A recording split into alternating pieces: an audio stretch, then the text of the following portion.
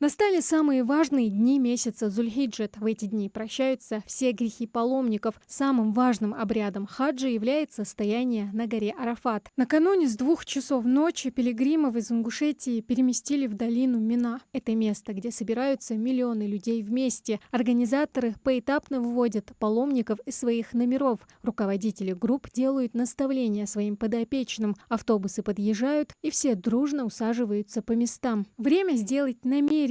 Руководитель первой группы Мухаммад Башир Борзов подходит к каждому паломнику и напоминает об этом. Автобус выдвигается в путь и звучит единогласно: «Аллах, мы перед тобой».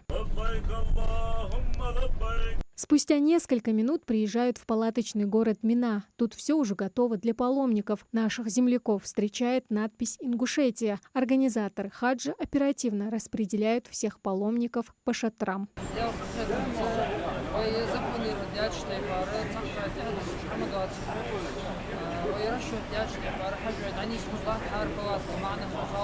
Палатки чистые, уютные, несмотря на трудности жары и раннее утро. Все паломники радостные и довольные. Совсем скоро им предстоит совершить главные обряды хаджа.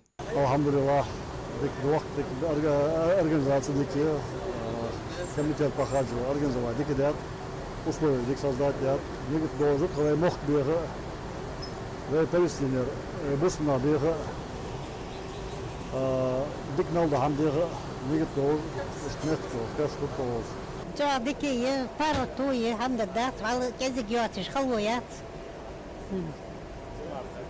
Украине